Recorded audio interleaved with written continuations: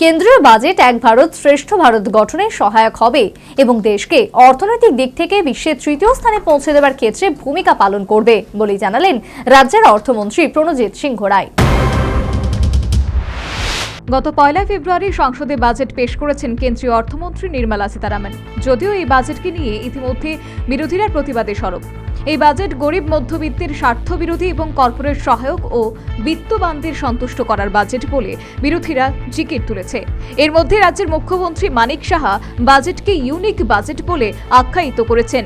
এবার কেন্দ্রীয় বাজেটের ব্যাপারে মুখ খুললেন রাজ্যের অর্থমন্ত্রী প্রণজিৎ সিংহ রায়। কেন্দ্রীয় অর্থমন্ত্রী নির্মলা সীতারামনের পেশ করা কেন্দ্রীয় বাজেট এক ভারত শ্রেষ্ঠ ভারত গঠনে সহায়ক হবে এবং দেশকে অর্থনৈতিক দিক দিয়ে বিশ্বের তৃতীয় স্থানে পৌঁছে দেওয়ার ক্ষেত্রে ভূমিকা পালন করবে বলে বুধবার সাংবাদিকদের জানালেন রাজ্যের অর্থমন্ত্রী প্রণজিৎ সিংহ রায়।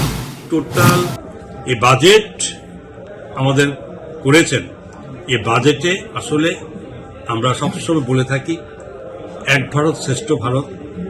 অর্থনীতিতে আমরা পঞ্চম স্থানে আমরা আছি, সেটাকে তৃতীয় স্থানে নেওয়ার জন্য ভারতবর্ষের দেশের প্রধানমন্ত্রীর যে পরিকল্পনা এবং সেই পরিকল্পনা রূপান্তরের সঙ্গে বিকশিত ভারতের যে চলছে আমাদের যোজনা প্রোগ্রাম ভারত প্রধানমন্ত্রীদের, সেই বিকশিত ভারতকেও শক্তিশালী করবে এই বাজেট সারা ভারতবর্ষের প্রতিটি অংশের মানুষের জন্য। এই বাজেট এক নূতন এবং এক বাজেট যে সম্পর্কে বলার কোনো কারণ নেই। শুধু তাই নয়, বিরোধীদের বাজেটকে নিয়ে সমালোচনার মুখের উপর জবাব দিলেন রাজ্যের অর্থমন্ত্রী। বিরোধীরা বরাবরই কেন্দ্রীয় বাজেটকে নিয়ে রাজনৈতিক উদ্দেশ্য সাধন করতে সমালোচনায় অভ্যস্ত বলেও তিনি সাংবাদিকদের জানিয়েছেন। আজ পর্যন্ত বিরোধীরা কোন বছরের বাজেটকে সমর্থন করেছে?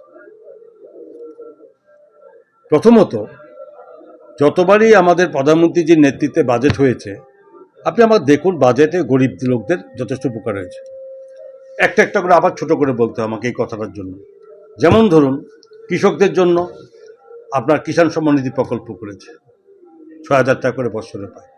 কৃষকদের জন্য আরও নতুনভাবে তাদের অর্থ বরাদ্দ বেশি করা হয়েছে। নতুনভাবে এমএসপি, মিনিমাম সাপোর্ট প্রাইস, ধানের ক্ষেত্রে অন্যান্য ক্ষেত্রে অনেক টাকা বাড়িয়েছে, যেখানে কৃষকরা সুযোগ পায়। মেশিনের যে উপরে সাবসিডির মাত্রা বাড়িয়েছে। তো এই ক্ষেত্রগুলো সবসময় করে আসছে। সঙ্গে আপনি দেখুন যুবদের জন্য সমস্ত স্কিল ডেভেলপমেন্ট, এই সমস্ত কিছুর সঙ্গে করেছে। শিক্ষাক্ষেত্রে বিদ্যাজ্যোতি স্কুলের মতো পরিকল্পনা, পিএমসি স্কুলের মতো পরিকল্পনা করেছে শিক্ষাক্ষেত্রে। তো এগুলো দিনকে দিন এতে কাদের লাভ। বাজেটকে সর্বসহায়ক বলে আখ্যায়িত করে এ ব্যাপারে বামেদের সমালোচনার ক্ষেত্রে ইতিবাচক ভূমিকা গ্রহণের আহ্বান জানিয়েছেন রাজ্যের অর্থমন্ত্রী।